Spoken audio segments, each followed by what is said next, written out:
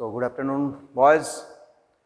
We are continuing our discussion on the sectors of the economy, how the sectors are being divided into the needful of hours in human activities, that means economic activities. We have discussed on the basis of nature of employment, on the basis of nature of their historical reasons, and today we will discuss their ownership on the basis of ownership of entrepreneurship or ownership of assets. We know that according to this entrepreneurship, that means who will rule the economic activities, who will control, manage, monitor, take all the final decisions of economic activities, that is called entrepreneurship.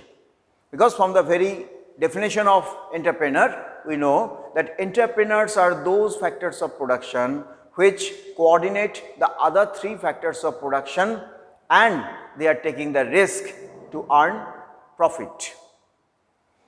So, entrepreneurship is very important while we are going to define and discuss the economic activities. And here we see that it is onto two parts, public sector and private sector. When the factors of production FOP are controlled, monitored, managed by the government, by the state as a whole, then it is called the public sector units. The public sector units are meant for providing welfare. Their primary motive is not to provide, is to earn profit, but to generate welfare. When the government is running in railways, they are not going to make any profit over there. Okay, since independence, whenever we are seeing that Indian government had started plying of railways, their main concern was not to provide, not to earn profit, but to provide welfare to the very needy persons.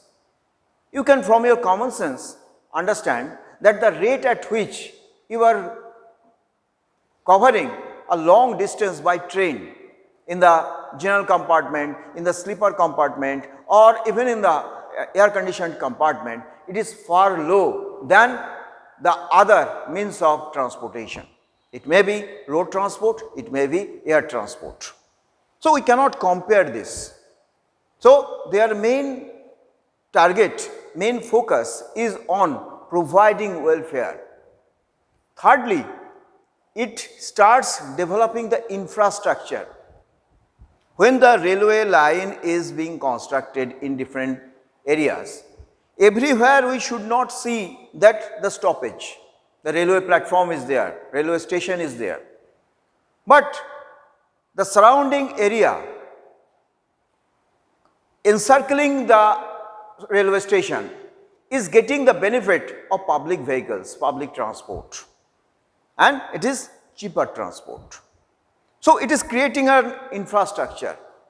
We can build one industry, but that industrial products need to be reached to the port or to the market. At the same time, the raw materials needed for final production is also needed to be brought to the plant, the factories. So, the vehicle is, the road is needed, the railway lines are needed. You can see that you may have the experience of private transport, but you cannot have the experience of private roads.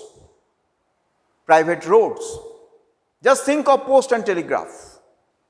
Since before independence, post and telegraph had started, it was introduced by the Britishers, but after the independence, it had reached to a farthest corner of our country and at a very cheap rate compared to private postage system.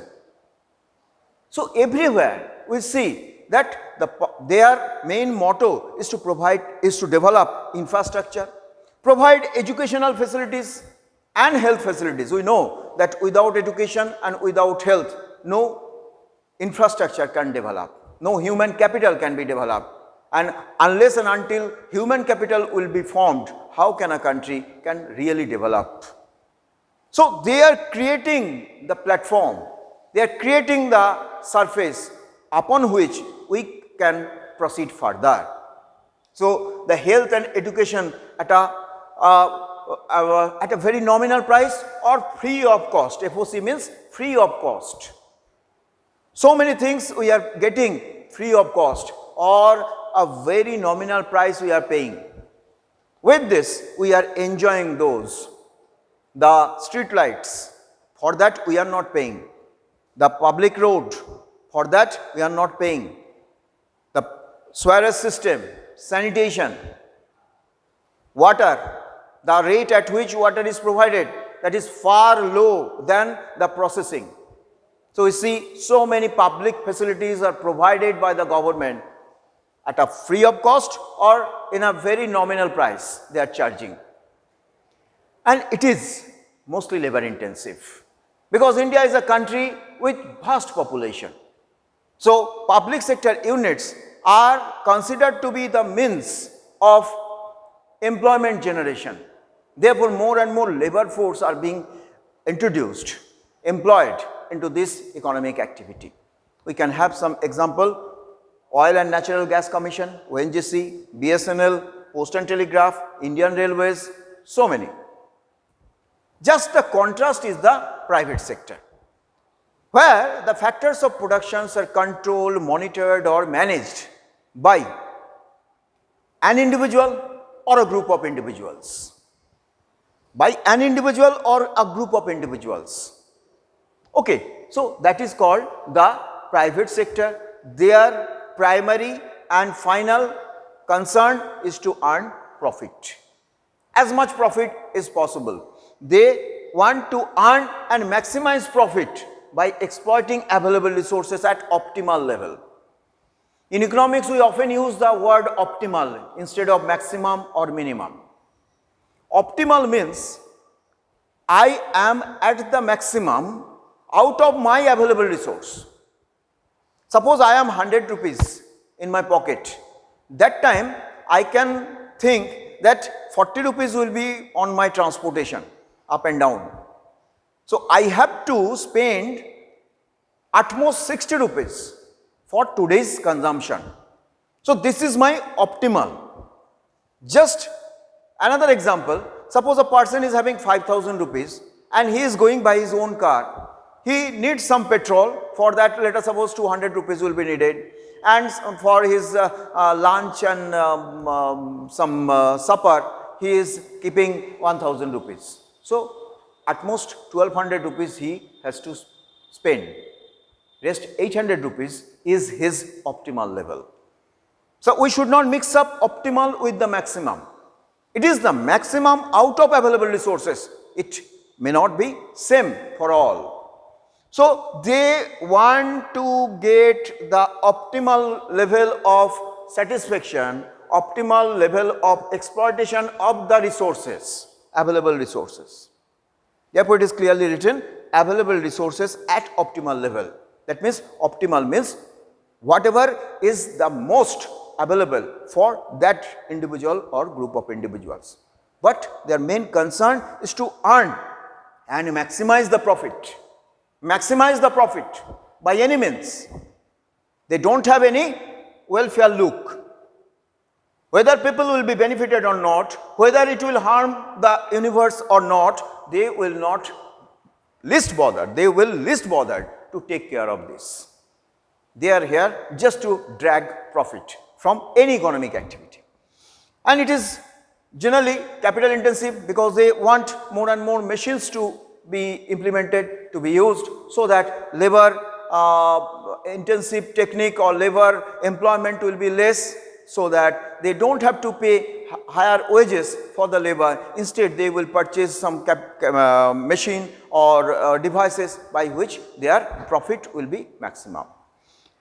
And some examples are Tata Motors, Reliance Industries, Bajaj Auto, like this.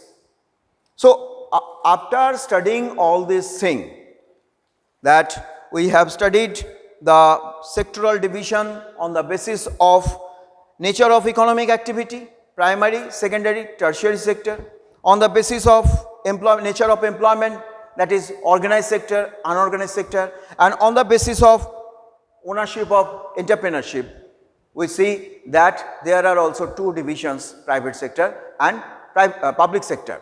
So, in this we can come to the conclusion that these sectoral divisions are making our understanding of calculation of national income more easy, because whatever sectors are giving whatever contribution, that can be easily sorted out, and accordingly we can make the total national income the sum of money value of all goods and services produced in a country during a year.